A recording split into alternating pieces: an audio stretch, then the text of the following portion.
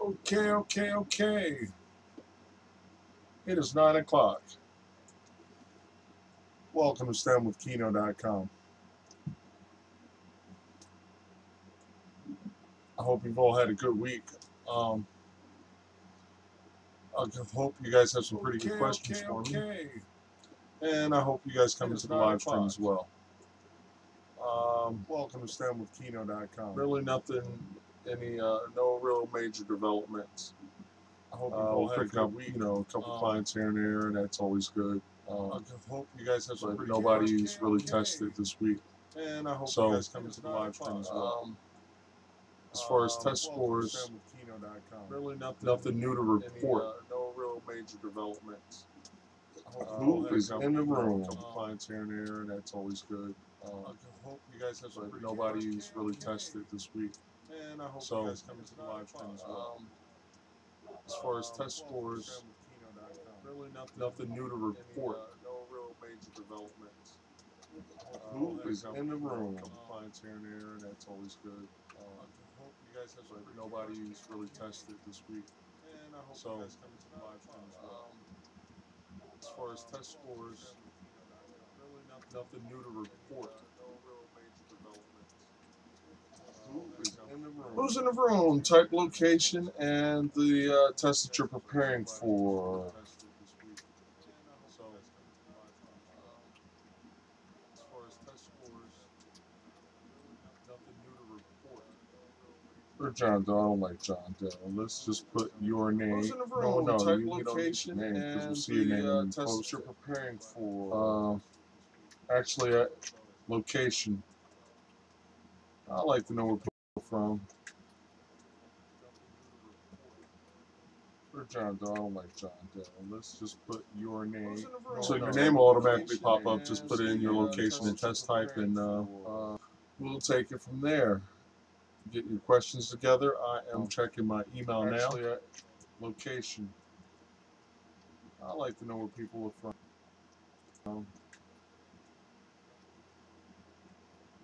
Or John Doe, I don't like John Doe.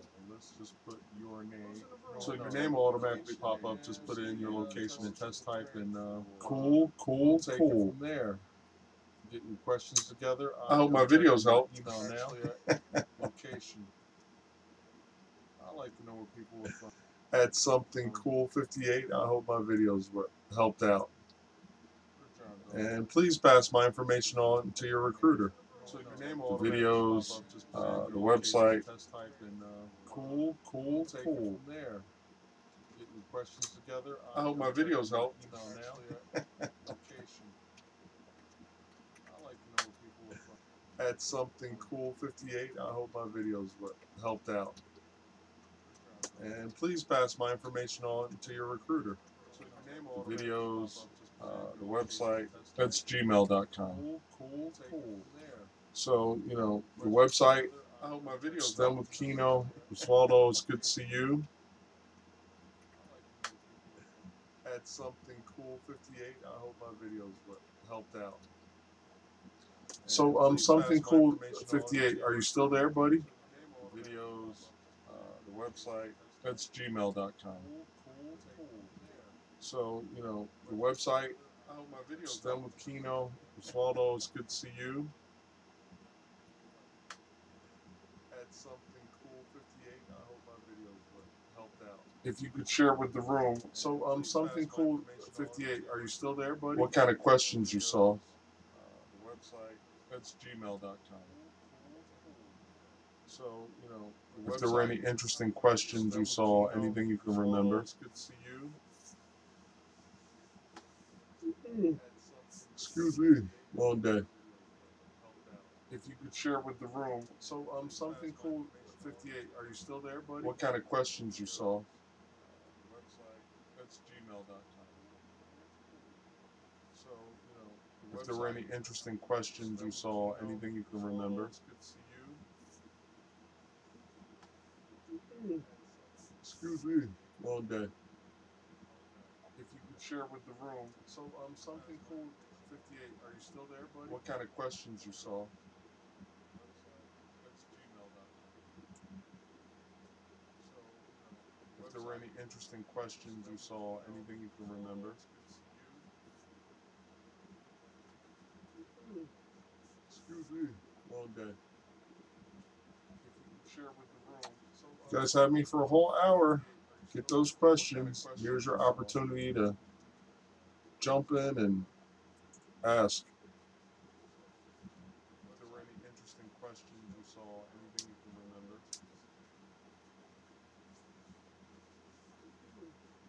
Excuse me. Long day.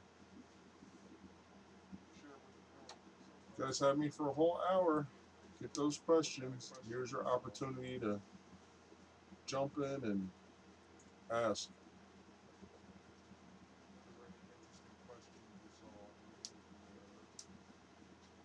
Osvaldo, how does the audio sound?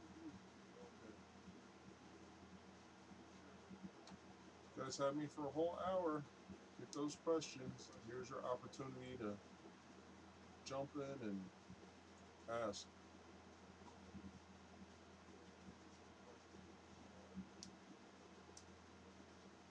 Osvaldo, how does the audio sound? You guys had me for a whole hour. Get those questions. Here's your opportunity. Okay, that's good. Video sounds good. Sounds good. Something cool, 58. I guess he walked away, but congratulations to him. He passed the SIFT. Osvaldo, and he should be on his way to Fort Rucker, Alabama. Couple things, you know, okay, that's whether you stay in, you do your full 20, or you decide to get out. Cool, 58. Helicopter pilots make really, really good money. They are in high demand. You are going to build a lot of experience in rotary wing aviation that most people. Couple things. You'll get early what it takes people years to get. Okay, that's whether you stay in and you do your full 20, or you decide to get out. Make sure you get the helicopter pilot's flying manual and go through that thing before you are going to build a lot of before you experience and go down wing aviation. That most people. Couple things. You'll get early with it. It takes a little delay, but it's all good. Yeah, so you know, it's something cool. 58. Sure, you get into that helicopter pilot's handbook or rotary wing pilot's handbook before you go to any local fixed base operator, or that is like any flight school. They have like a bookstore, and you can purchase that book. And getting a little delay, but it's all good. And yeah, you can just start studying the way, because the more you know before you get there, the easier it is going to be when you're in flight school. And you go to any the less attention they're going to need to give you. And you know, the flight instructors will be like, you know, hey, this guy's way ahead of the game. You know, you'll be ahead of your classmates. Hopefully, you know, just kind of being that leader in the presence of your classmates, because you know a little bit more than everybody else in your class. And you know, you'll already know rotary wings, aerodynamics. You know a little bit. The book covers a lot. You know, the flight instructors will be like, you know, hey, this guy's way ahead of the game. Start getting into meteorology. Ahead of your classmates. I have a meteorology, if I can pronounce it. I have a meteorology channel, or not a channel, but a little series, a little weather series, meteorology for professional pilots. Type my name in, and you know a little bit. The book covers a lot, meteorology, and then it should take you to the video list. But the more you kind of learn ahead of time, you already know about like aerodynamics. If you already know about meteorology, if you already know about a little series, a little weather aerodynamics, 5 major components. Everything in that, type my name in, helicopter flying handbook is going to be very, very beneficial to you. And take you to the video list, you know. But I'd rather be ahead of the game before I get down. You kind of learn ahead of time. You already know about, what else can I say to you? If you already know about meteorology, you already know about and you probably, just based on your knowledge and how you perform, helicopter flying you will probably solo quicker than everybody else, which is a good thing. Because you'll go there demonstrating that. They'll look at your instructor and be like, oh, this guy jumped the gun on aerodynamics, meteorology, and all the pre-solo topics that you need to know. And you'll probably, it'll just make the instructor feel that more comfortable. I don't see any emails, so I'll just talk in the meantime. So then we can, if there are any questions that pop up in the meantime, I will address them. But as a flight instructor, when I was a full-time flight instructor, what I would explain to each and every student is that the level of activities changes between the student and the flight instructor. At first, the flight instructor is kind of talking through everything as far as the pre-flight, what to look at, what to watch for. Every military or every aircraft has a pilot operating handbook, and whether they call it a -1 or whatever, depending on what service that you serve in or whatever, that really doesn't matter. It is still a pilot's operating handbook, and basically everything is in there that you need to know about that aircraft. As far as pre-flight, normal operations, limitations, pilot operating handbook, limitations. I guess let me jump in that. And anybody coming in new to the room, just type in your location and operating handbook. And so my point is, basically, it's going to be sectioned off. As far as it'll be performance, it'll be performance, how the particular helicopter performs or aircraft performs. You'll have normal procedures, emergency procedures. You'll have different procedures for like cold weather operation, very, very cold days. So how do you start this particular aircraft or rotary? So that book is going to be really, really paramount. Getting in there, jumping in that book, knowing it like the back of your hand. That is what is going to accelerate procedures. You want to try to get solo as quickly as possible. There'll be a building block method of training where you boom, one floor, second floor, and basically it's kind of like building a pilot. There's different levels as you build up. And, there'll be a syllabus, just go through the syllabus. And just look sharp. Look sharp. Be that guy that knows the answer. What's the fuel capacity? What's never exceed speed? How fast can it go?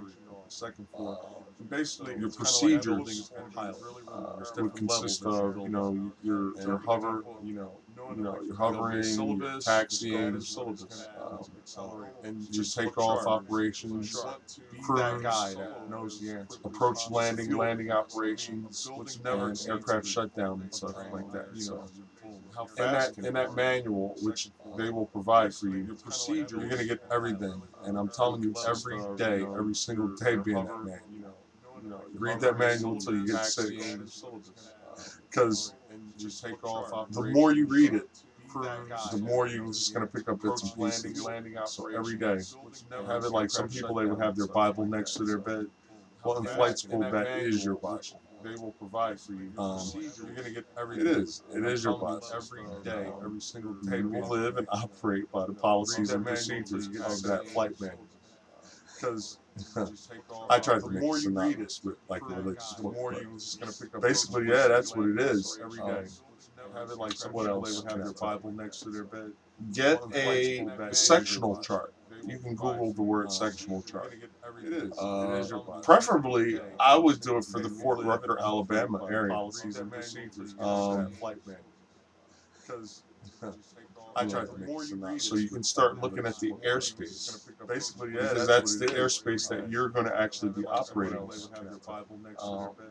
You won't know everything right away, but there is a legend on the sectional, and the charts are the same. So civilian, military, pretty much they have the same or very similar charts. So I would start going through those charts, looking at frequencies. So you can start looking at the different special use airspace and stuff like that. And you could take your sectional chart and you can bring your questions here if you have any questions. But there is a legend to the live stream. I think that would be kind of awesome. But since you passed your test, they have the same. Like they say, it ain't over till the fat lady's turn. The fat lady's not singing yet. She's not even going getting her throat and stuff like that adjusted. And so that's what I would recommend.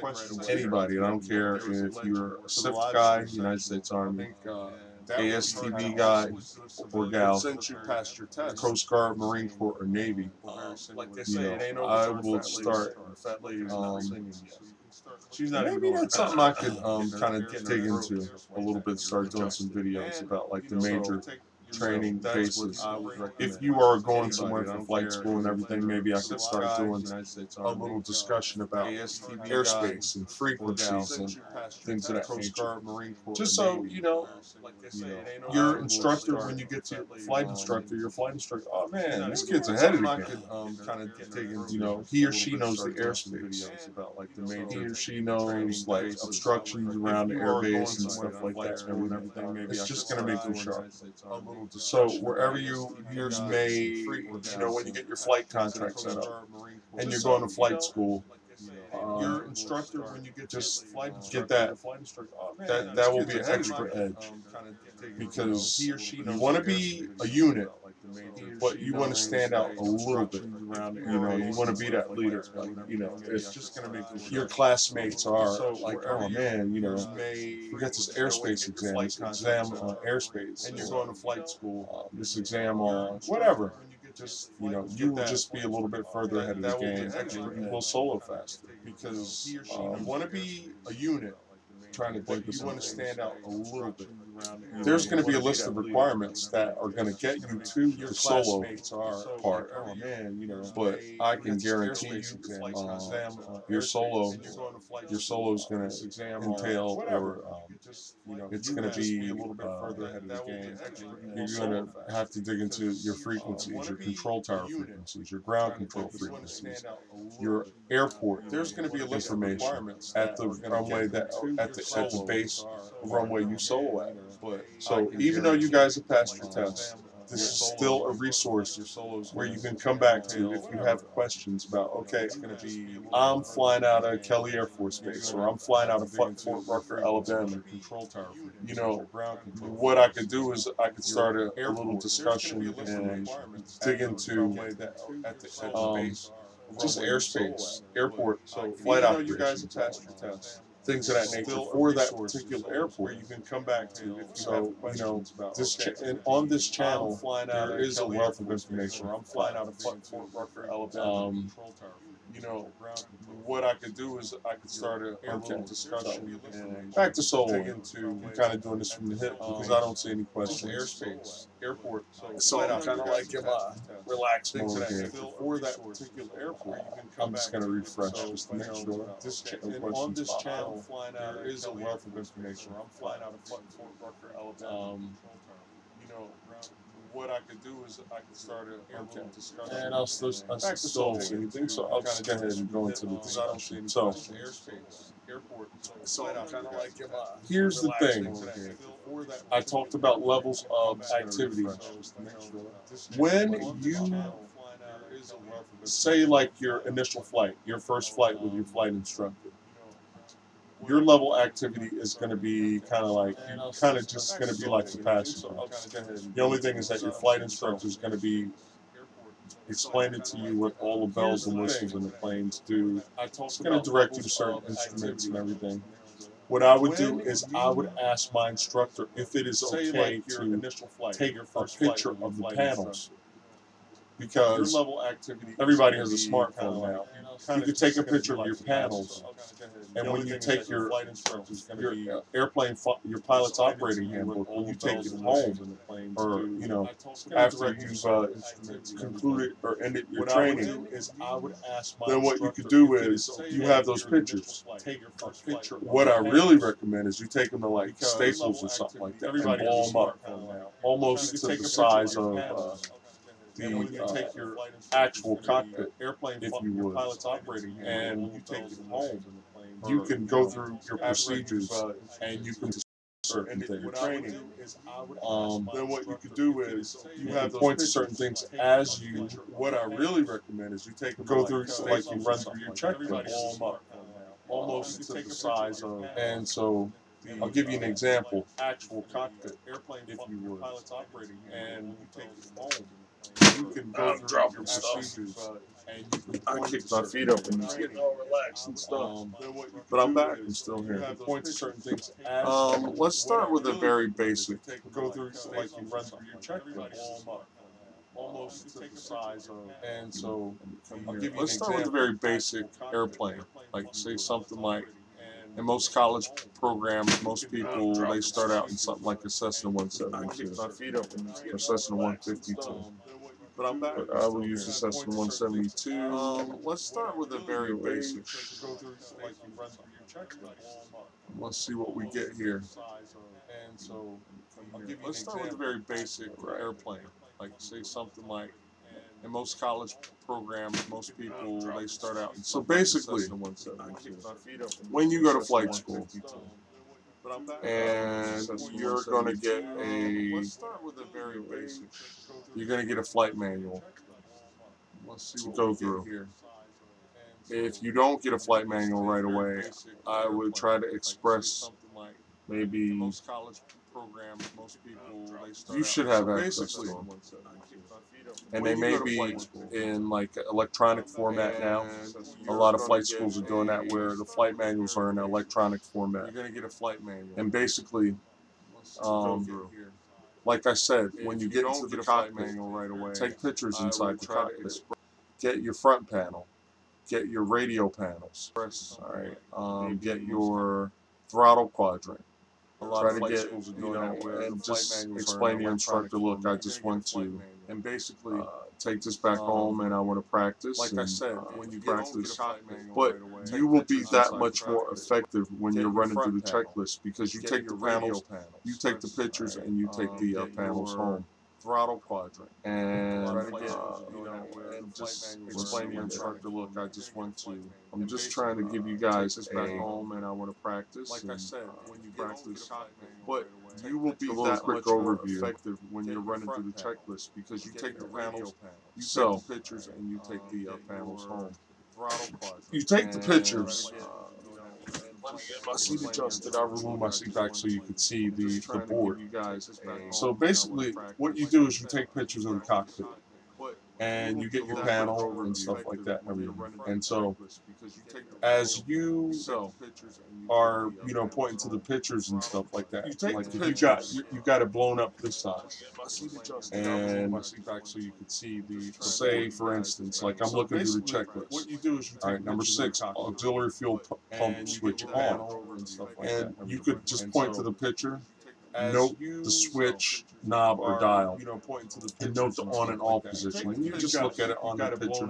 If you got it blown up like that, and there's some services that can expand pictures and blow them up. For instance, like you take it home, you put it like up against the wall like this, like you would have your initial cockpit, your radios and stuff like that. And the switch, just point to the switch, and you're running through the checklist, and you practice the checklist.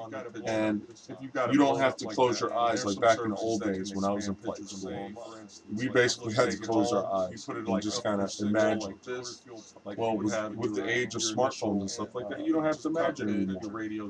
Take the pictures, blow up to the switch, and you're running. Get it like poster size, and you practice. And you could run through your checklist. And this is just not for military candidates like back in the old days when I was. But this is also for civilian candidates. You basically had to close. So as you're flowing through your checklist, auxiliary fuel pump switch on. You can point to that part in the picture, and then you can visualize what you would do with that switch. Flip it up, flip it down, rotate it right, left, or whatever. Mixture set, full rich. Okay, you look at the mixture knob on the poster and imagine moving it. Okay, as you're flowing through your checklist, auxiliary full rich, full forward until fuel stabilizes, usually 3 to 5 seconds, and set to idle. That's like the expanded briefing flow.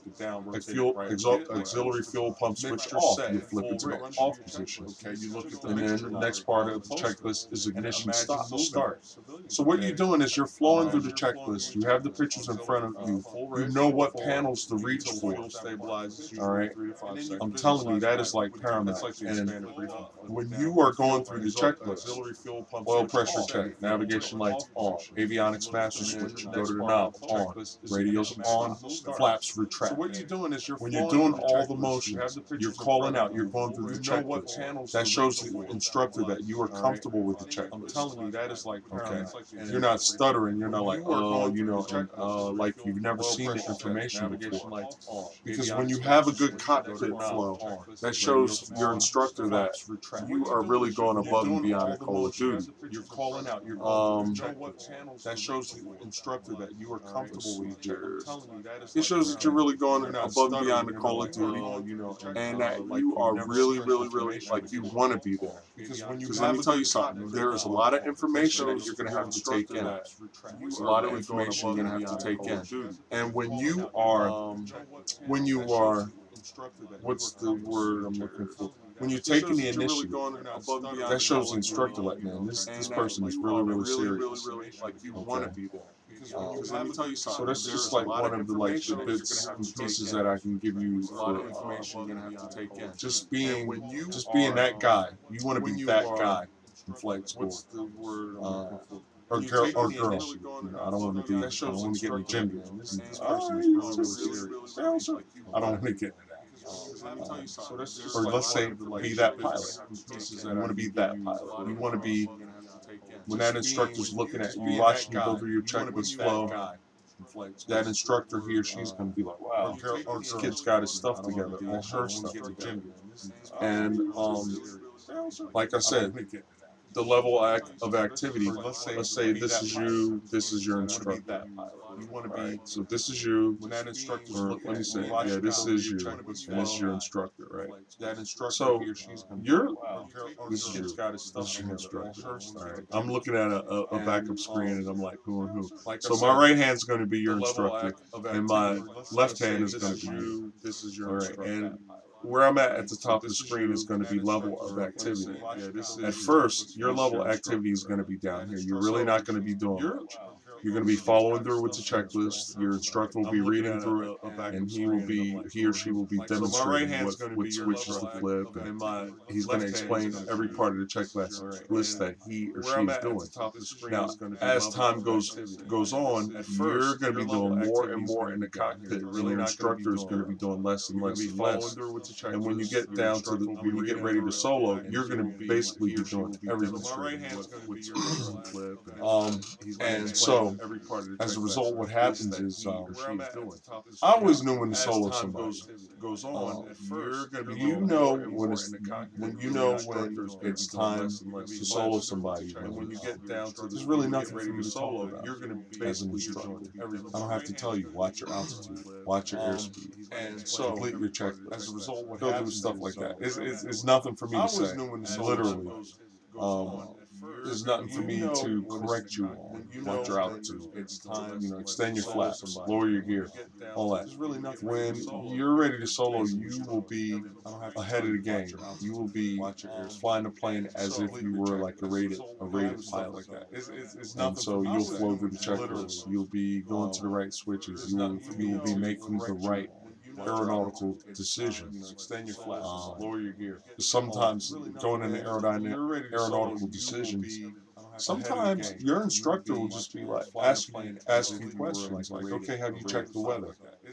And so you'll flow through the check. Your instructor will be like, okay, I want you to, I don't know, plan a flight from, let's say, McGuire Air Force Base to aeronautical decisions. sometimes your instructor will just be like, Andrew's Air Force Base, whatever. It really doesn't matter. But you want to demonstrate to the instructor that you have the ability to, number one, plan a course using your charts. And that's why I want to do more, especially in the Google chat or the Google Hangout, where I kind of screen share with you and show you some things as far as, okay, how do I plan a flight? What are some things I should be looking for? Weather is very, very big. Because, like I said, sometimes your instructor will say, you'll be like, well, and that's why I want to do more for a VFR flight, which is visual flight rules. Are we good for VFR? And you'll look, and based on what you know, because you'll know very little about the weather to begin with. But after a while, your ground school will get into the meteorology areas, and your instructor will query you or question you to see if you make good decisions. Because at some point you're going to be soloing, which will pretty much be the base or airport that you fly out of, and then there'll be a practice area after a while. So you'll be cleared to go to the practice area, not really land anywhere else, but your base or your home base. And then after a while, when you start going into your pre-cross country stuff, your instructor will clear you to go to like maybe one airport or maybe to training airport or something like that. And then you will basically just go there, nowhere else. And so you will have to look at your weather reports and forecasts for your home base airport as well as that airport. And your instructor will be like, well, is this good for the VFR? And based on what you see when you learn how to read weather reports, which if you guys want any information on that, I can help you with that too. But you will have to look at your weather reports and forecasts. If there's clouds or forecast of rain or some type of precipitation or something like that, and that's in the forecast, then at that point you will say no. Or maybe I would go with you talking to your instructor, but I wouldn't do this by myself. So what this demonstrates to your instructors that you know how to make evaluations on your own. You're not going to put yourself in the aircraft in a compromising position, be it IFR, which is instrument flight rules, or flight conditions where you're only flying by reference to instruments. Now, there's going to come a time when you are going to be rated for that, but not in the early stages. You're not going to put yourself in the aircraft in a compromising position, be it IFR, which is instrument flight rules, or flight conditions where you're only flying by reference to instruments. Now, there's going to come a time when you are going to be rated for that, but not in the early stages. Not going to put yourself in the aircraft. Okay, I got an email. It's not a question. It's somebody that's getting ready for the AFOQT test. Where you're only flying by reference to instruments. Now, there's going to come a time when you are going to be rated for that, but not in the early stages. And I'm just inviting them to the live stream. Okay, I got an email. It's not a question. It's somebody that's getting ready for the AFOQT test. Now, there's going to come a time when you are going to be rated for that. All right, give us a second, folks, and I will get into the discussion here. It's not a question. It's somebody that's getting ready for the AFOQT. Okay, so aeronautical decision making. That is just there's certain. All right, give us a second. There's certain. How should I say? There's certain. We'll get into the conditions. I'm trying to remember the word. Okay, so you have aeronautical a certain matrix that you deal with, and there's certain basically with that matrix what goes on is you conditions evaluate yourself, the aircraft, and the environment. Okay, so you have there's three things. There's going to be you as the pilot, there's going to be the aircraft, and then there's going to be the environment. Basically, okay, and you have to evaluate those three things. With that matrix, what goes on if you conditions evaluate yourself, if you are up to the environment, up to par. If I have a cold, if I have an upper respiratory infection and stuff like that, I'm going to probably be susceptible to, okay, and you have to evaluate those different challenges flying, and you probably shouldn't be flying if you have an upper respiratory infection. If you have some type of cold or flu or something like that, you probably shouldn't be flying. If I have a cold, and there's even something called I'm Safe. That is the acronym I'm Safe. Illness, medication, stress, anxiety, fatigue, emotions, challenges. So illness, am I ill? Medication, am I on medication? There are certain medications that you cannot be on. There's even something called I'm Safe because the acronym I'm Safe. You could get yourself in a bad situation. Illness, medication, anxiety, fatigue. I've been going through a lot of stress. It could be some family things and stuff like that. Am I ill? If that's the case, you shouldn't go and do it. Am I on medication? There are certain medications that you cannot be on. Illness, medication, stress. You could get yourself in a bad situation. We'll talk about fatigue. If I've been PTing, and you guys will probably be doing some PT. So get ready to be a little bit stressed by the PT a little bit. But you will be more responsive when you operate the controls and stuff like that when you are PT in flight school. Fatigue. If I've been PTing, and you guys will probably be doing some PT. Emotions. So get ready to be a little bit stressed. I remember whenever I was like in a relationship, and and I'd have that significant other. I would tell her like, look, if there's some really, really extremely bad news, wait till I land and tell me. Don't tell me before I take off. So all you people out there that are in flight training, you have spouses or fiancés or girlfriends or significant others, whatever you want to call them. I would tell her, because we live in a new age now. If there's some really, extremely bad news, wait till I land and tell me. Male, female, but it's not like that anymore. It's like, so all you people out there that need female, female, male, male. But that's up to you. Whatever your preference is. But tell that significant other, look, if there's anything super duper male, female, but it's not like if there's anything that's going to be like kind of traumatic for you to hear or something like that, just tell me after the flight, after I get done.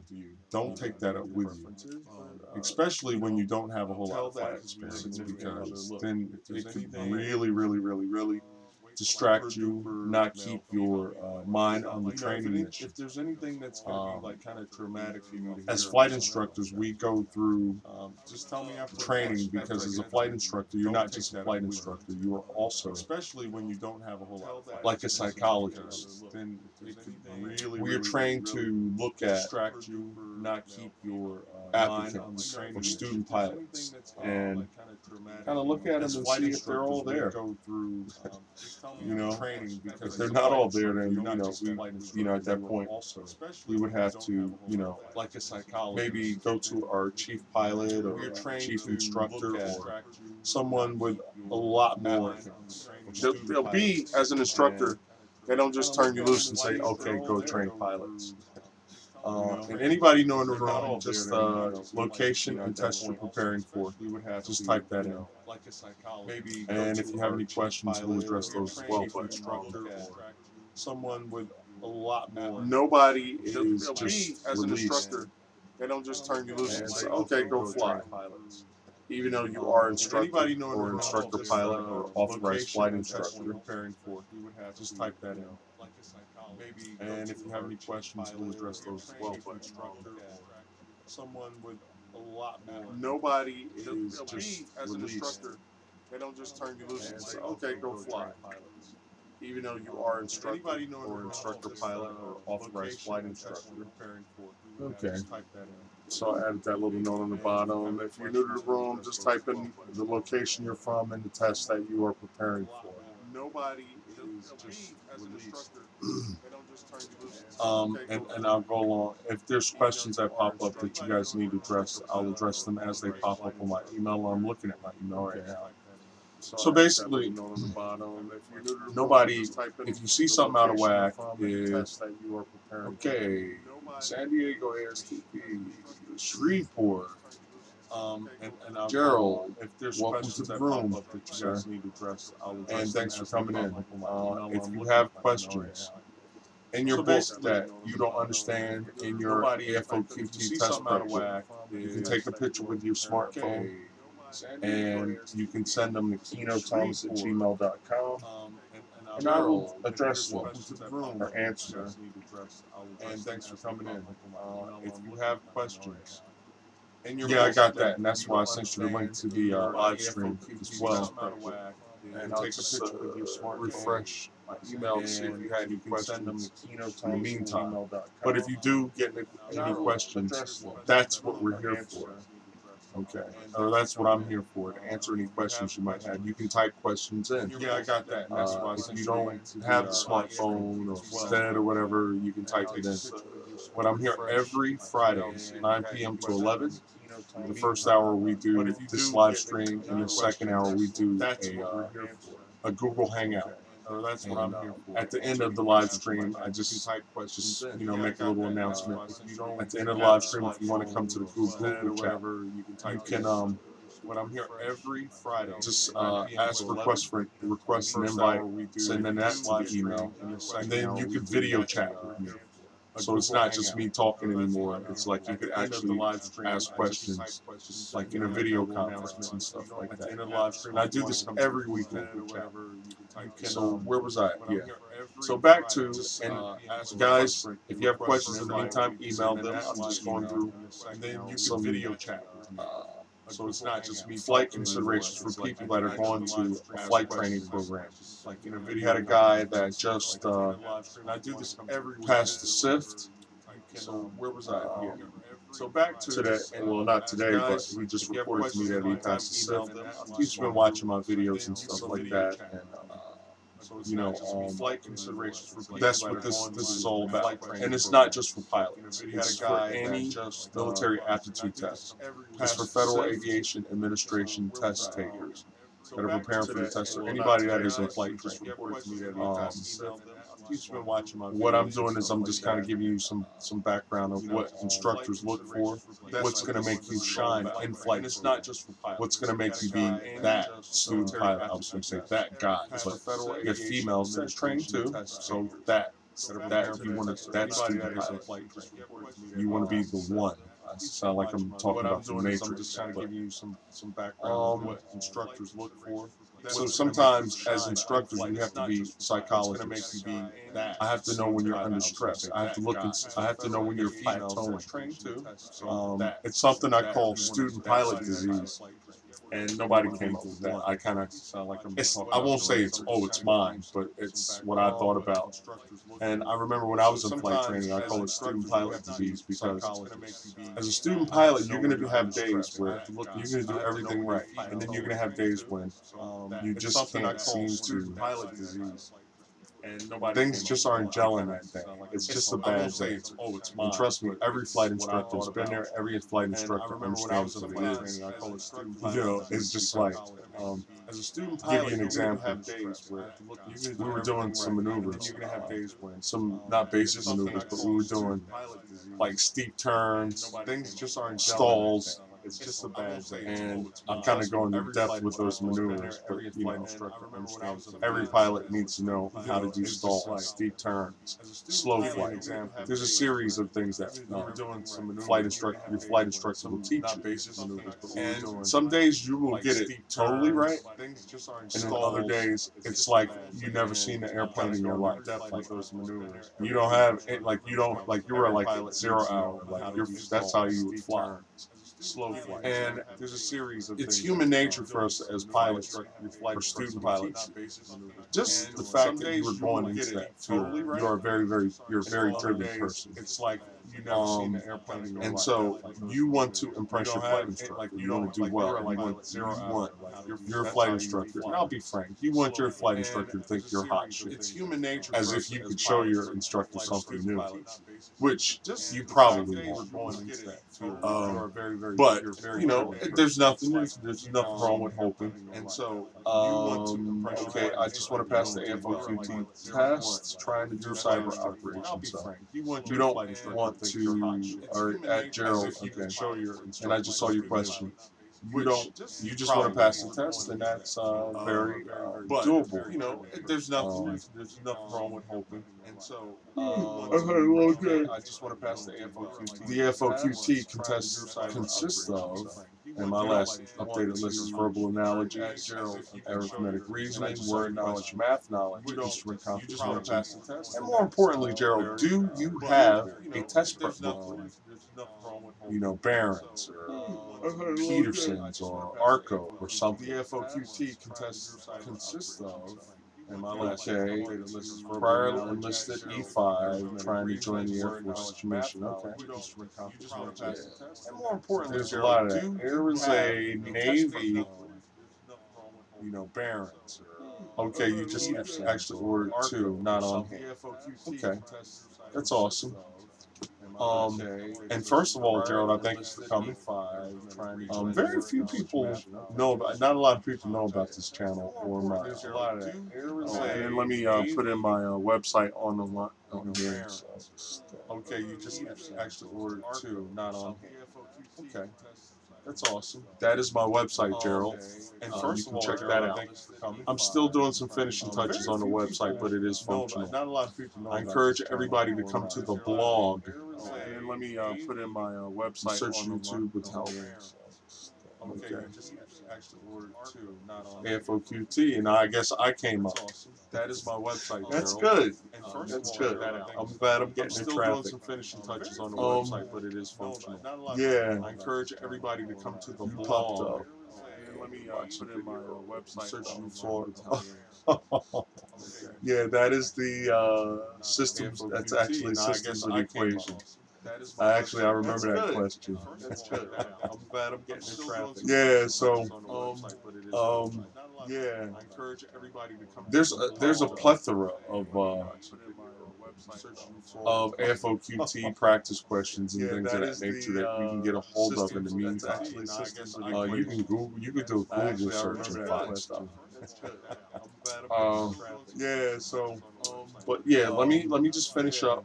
And there's a plethora of taking tests, so I need help. Yeah, and and I do testing simulation. questions. So really, all you need is a Skype account or a Gmail account. If you have a Gmail account, then you can But yeah, let me just finish up. if you have a Gmail account, then we can connect through a one-on-one Google Hangout. Yeah. And I offer a Google Hangout for you to ask questions after this hour is up. We have 13 minutes in the live stream, and then we move to a Google Hangout. Okay, you added me on Skype. Let me just finish up. And okay, Kieno.Thomas, make sure you have that right. But I'll look for Smitty. I offer a Google Hangout for you to ask questions after this. But yeah, student pilot disease. Back to that really quick. I'll wrap that up, and then I'll address any questions. I don't see anything in the email. Okay. But what we can do at this point, if you want to email me, Smitty. I offer a Google Hangout for you. If you want to email me, yeah, student pilot disease to get into the Google Hangout, and then I'll address you can email me at kienothos@gmail.com. In the subject, just put Google Chat. Email me, And you don't have to really, if the subject's Google Chat, you can put in the body Google Chat. I know that you want to come into the Google Chat. Into the Google Hangout. You can email me at Send me kienothos@gmail.com. send me a pic. I'm refreshing. I don't see anything yet. And even if I get questions in between the transition of the live stream and the Google Chat, I will bring them. I will bring those questions to the table when we get in the Google Hangout. So all is not lost. Yeah, so student pilot disease. There's going to be days when you're not going to really fly that well. You're probably going to suck a little bit, and you're going to be behind the curve a lot. And most instructors, we expect this at some point. At that point, you're probably plateauing. So just a real quick story. What I used to do with my students is just like, okay, you know what? Yeah, so student pilot disease. I'd be like, you're flying like crap today. So look, let's go to this airport. There's airports that have restaurants right there where you can actually get out of your plane and walk to the restaurant. At that point, you're And probably basically, so just a I real would quick tell a story. student, What I used don't to worry do about with my flying today. students is just like, Just okay, you know what? let's Yeah, go so out to this restaurant. Let's just go get something to eat. And So after you look, get something to eat, let's go to this airport. There's it airports will that have kind of restaurants bring you down a little right bit there and where not you make actually you get out of so, your plane. oh my God, like I totally sucked today. It'll kind of take your mind off of it. And normally what happens after that, I would tell a student, don't worry about say, okay, we're just going to head back to base and we'll call it a day today. And then whenever our next training mission is, we will get on it that day. But then normally what happens after that is you actually come down a little bit. Your stress levels have come down a little bit. And what I've found is that students normally fly a lot better. All flight instructor taught me how to do that. You know, there's gonna be days, you know, the old time. There's gonna be days when they're gonna fly like crap.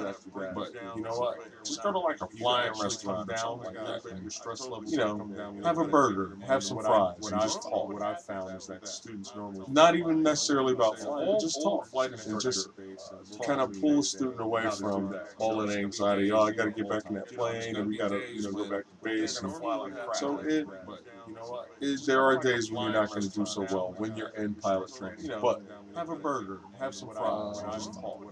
Another thing about pilot training is don't worry. Well, I won't say don't worry about making mistakes. I have a philosophy. I really don't care about someone making mistakes in the aircraft because I'm going to be shadowed. I'll shadow my students. The thing is, I just want you to notice the correction and then take corrective action, or at least try. Let's say, for instance, my cruising altitude is 10,000 feet, and we're going on a cross country, and so I'm the flight instructor, and I notice, and I'm just looking, and the vertical speed indicator starts to drop a little bit, and I'm just going to sit back and watch. Okay, there are tolerances that I'm not going to let you get outside of. But I'm just sit back and watch the vertical speed indicator kind of go into the descent. And then I know what's coming after that. The altimeter is going to start showing a descent. Now, I could say, oh, well, okay, we're losing, we're going to start losing some altitude. All any instructor wants to see is you making a correction. You know, oh, I'm trimming the aircraft nose up a little bit, or I'm pulling back on the control yoke or the control stick, and I'm trying to see if I can get a positive outcome as you know, getting that airplane back to 10,000 feet. I'm checking the altimeter to make sure that I have the proper barometric settings set. So, when I say we don't care about mistakes, I really don't mean that. I don't mind mistakes as long as I see correction, a corrective action. And the more flight time you have, the more the more effective you should be at. You should be at making these corrections. When I say we don't So care about mistakes, I really that was just something that I I just don't wanted mind to add. mistakes as long as I see correction. Since we really didn't have any questions, I guess you guys are holding them off for the Google chat. More effective. And again, email me if you want to come into the Google chat. You have to email me. I will send you an invite, and then you can come in. And it won't be like this live stream. It'll be face-to-face communication where I can see you, I can hear you talk, I can hear you ask me questions. And I can also go to the board and if I need to demonstrate. I don't know what's been going on with the screen share function in Google Hangout, but I won't be seeing some information because before I had it, it was there, the icon was there. But I think it's probably something with Google Chrome and I can also go to Chrome and the Hangouts. What I'm going to do is one day I'm going to try it with the Internet Explorer and see if I get any different indications. So we have 6 minutes left. There's really not anything I am going to be able to really go into it, I guess, as far as questions and stuff like that. A question takes about 5 minutes, whether it be math or whatever. But my communication to the public is I am here every Friday night, 9 p.m. to 11. So we have 6 9 minutes to 10 left. is the Really live not stream, anything 10 to 11 is the Google chat. You can really find me at stemwithkeno.com. I'm also on Facebook, stemwithkeno.com on Facebook. Stem with Kieno on Twitter. We're going to have all, social media networks covered. But right now, that's where we are. So, get that email out if you guys are interested in coming to the Google chat. I look forward to seeing you guys in the Google Hangout. We're going to have a whole Google chat, Google Hangout, and looking forward to any questions, concerns, or comments that you guys may have. Okay, Osvaldo, see you guys next week. Get that email out if you guys are interested in. And Gerald, I hope to see you there in the live stream. And anybody, this video is going to be DVRable, which means even after we disconnect, you will still have an opportunity to come to the live stream for till 11 o'clock. And so if you come in at, I don't know, 10:15 and you want to come to the live stream, Gerald, you come all the way to the back of the video and anybody, you just be like, hey, send a live stream request.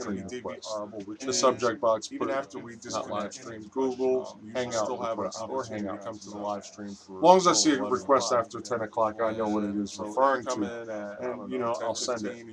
But other than that, I am going to sign off.